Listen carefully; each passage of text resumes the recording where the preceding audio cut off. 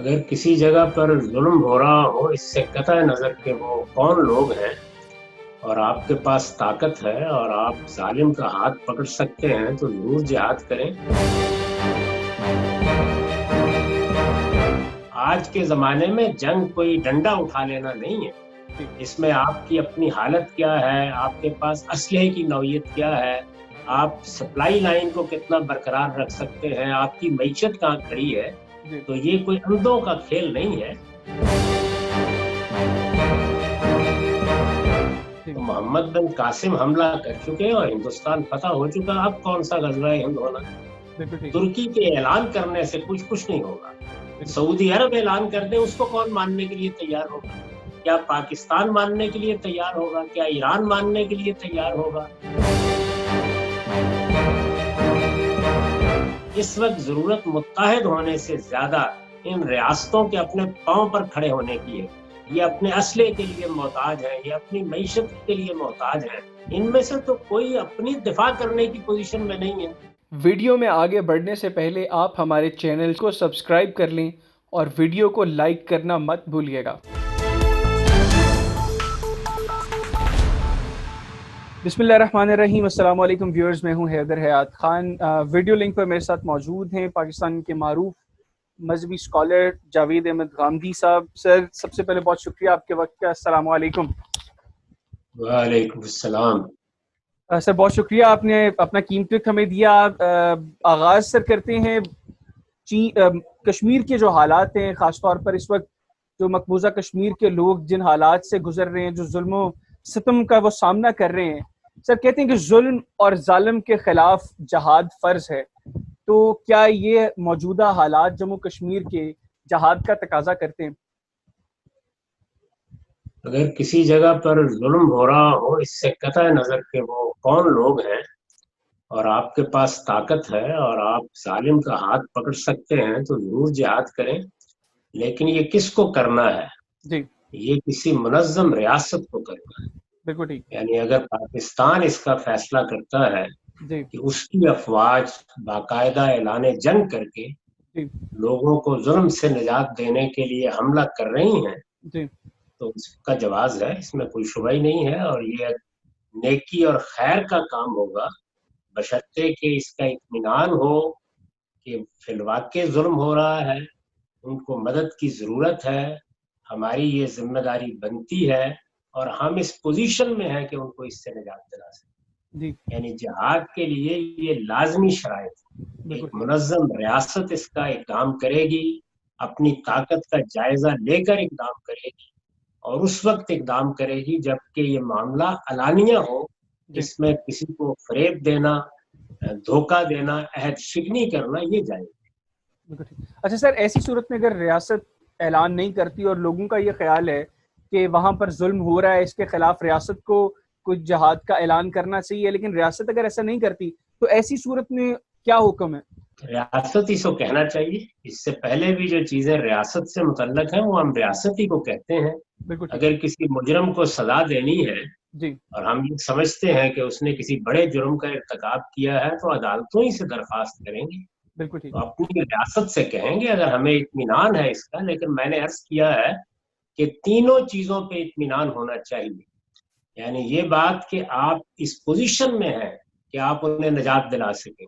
آج کے زمانے میں جنگ کوئی ڈنڈا اٹھا لینا نہیں ہے، اس میں آپ کی اپنی حالت کیا ہے، آپ کے پاس اسلحے کی نوعیت کیا ہے، آپ سپلائی لائن کو کتنا برقرار رکھ سکتے ہیں، آپ کی معیشت کہاں کھڑی ہے۔ تو یہ کوئی اندھوں کا کھیل نہیں ہے۔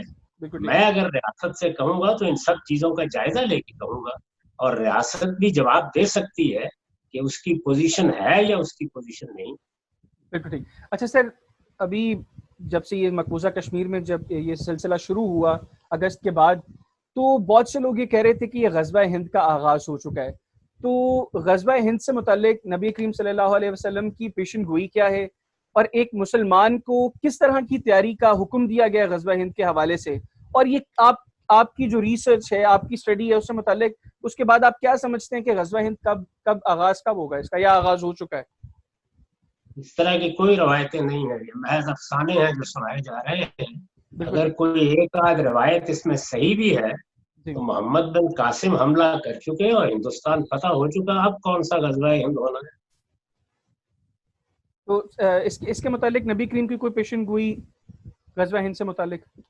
میں نے عرض کیا ہے کہ جو اس سلسلے کی روایات ہیں وہ زیادہ تر بالکل ضعیف روایتیں ہیں. جو ایک آدھ روایت اس قابل ہے کہ اس کا ذکر کیا جائے، جس کو محدثانہ تنقید کے معیار پر لیا جا سکتا ہے، تو اس کا مصداق بھی غزوہ ہند اگر کوئی ہونا تھا تو ہو گیا ماضی میں. یعنی قسطنطنیہ کے فتح ہونے کی پیشین گوئی تھی، پوری ہو گئی. ہندوستان پر مسلمانوں کے لشکر کے آنے کی پیشین گوئی اگر تھی تو وہ اس وقت پوری ہو گئی جب مسلمان یہاں آئے. کم و بیش 1000 سال انہوں نے یہاں حکومت کی ہے. تو اب ان روایتوں کا کون سا مصداق ہے؟ اس وقت کوئی ایسی چیز نہیں. بالکل ٹھیک. اچھا سر، 2023 سے متعلق یہ کہا جا رہا ہے کہ یہ بڑا امپورٹنٹ سال اس لیے ہے کہ ٹریٹی آف لوزین جو خلافت عثمانیہ کے بعد جو معاہدے ہوئے، وہ جو پابندیاں تھیں ترکی کے، وہ ختم ہو جائیں گی. تو کیا ایسی صورت میں اگر 2023 کے بعد جو ترکی سے خلافت کا حق بھی چھینا گیا تھا، اگر 2023 میں ترکی خلافت کا دوبارہ دعویٰ کرتا ہے، تو ایسے میں کیا مسلم امہ آپ سمجھتے ہیں کہ وہ ترکی کے ساتھ کھڑی ہوگی اور یہ دعویٰ جائز ہوگا ترکی کا؟ بات یہ ہے کہ اس وقت مسلمانوں کے 50 سے زیادہ ممالک ہیں، تو کسی کے دعویٰ کرنے سے کیا وہ اس کی بالا تری قبول کر لیں گے؟ جی. اگر مسلمانوں نے ایسا کوئی فیصلہ کرنا ہے تو وہ اب کسی ایک ملک کے بس کی چیز نہیں ہے. آپ کے ہاں جو مسلمان ملکوں کی تنظیم ہے وہ بیٹھ کے فیصلہ کر لے کہ ہم نے دوبارہ متحد ہونا ہے، ایک ریاست قائم کرنی ہے، یا کسی ملک میں اپنا کوئی خلیفہ مقرر کرنا ہے. تو یہ تو اب مسلمانوں کے 50-55 ملک ہی مل کے فیصلہ کر سکتے ہیں. ترکی کے اعلان کرنے سے کچھ نہیں ہوگا. سعودی عرب اعلان کر دے، اس کو کون ماننے کے لیے تیار ہوگا؟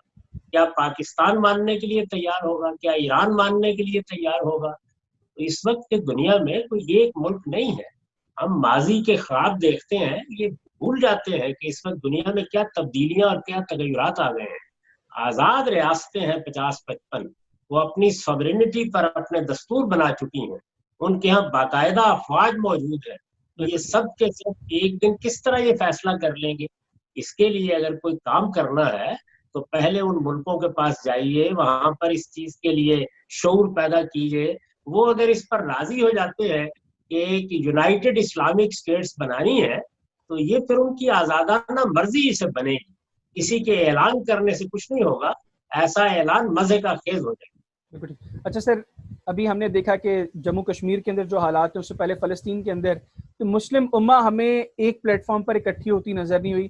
ہمیں مسلم امہ کا شرازہ بکھرا ہوا ہی نظر آیا ہر جگہ. تو ان حالات میں آپ کیا سمجھتے ہیں کہ مسلم امہ کو کس طریقے سے متحد کیا جا سکتا ہے؟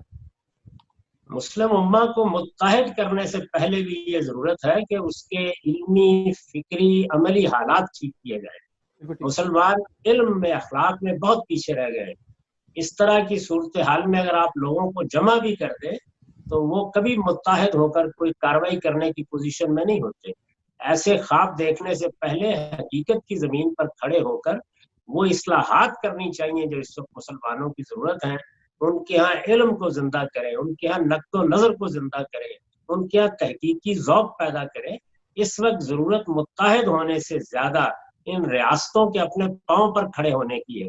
یہ اپنے اسلحے کے لیے محتاج ہیں، یہ اپنی معیشت کے لیے محتاج ہیں. ان میں سے تو کوئی اپنی دفاع کرنے کی پوزیشن میں نہیں ہے.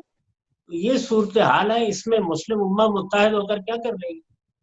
بالکل سر، ایک آخری سوال. کورونا کے ان حالات میں جب لوگوں کو ابھی مساجد میں جانے سے پریشانی کا سامنا، لوگوں کو منع کیا جاتا ہے کہ نہ جائیں، ہاتھ ملانے سے منع کرتے ہیں کہ ہاتھ نہ ملایا جائے، تو کئی لوگ یہ کہہ رہے ہیں کہ اس طرح وہ دلی سکون نہیں ان کو میسر ہو رہا کہ مساجد میں جا کر وہ نمازیں ادا نہیں کر پا رہے، یا یہ ساری چیزیں اس کو وہ جوڑتے ہیں کہ یہ اسلام کے خلاف کوئی سازش ہے. تو ایسے میں اس طرح کی سوچ والے لوگوں کو آپ کیا پیغام دیں گے؟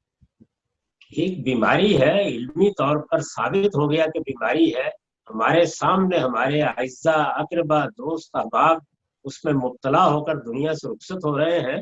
اسلام کا حکم یہ ہے کہ ایسے موقعوں پر انسانی جان سب سے قیمتی چیز ہوتی ہے. سب سے پہلا کام یہ ہے کہ اس کی حفاظت کی جائے. جو آدمی اس وقت بے پرواہی کرتا ہے، جان بوجھ کر بے پرواہی کرتا ہے، وہ دوسروں کے لیے خطرہ بنتا ہے. یہ بڑا جرم ہے اسلام. تو اسلام اس طریقے سے نہیں دیکھتا چیزوں کو. اگر لوگوں کی جان خطرے میں ہے تو سب سے پہلے لوگوں کو بچانے کی فکر کی. بالکل سر, تھینک یو ویری مچ. آپ نے اپنا قیمتی وقت مجھے دیا. ناظرین, آپ نے جاوید گامدی صاحب کی گفتگو سنی.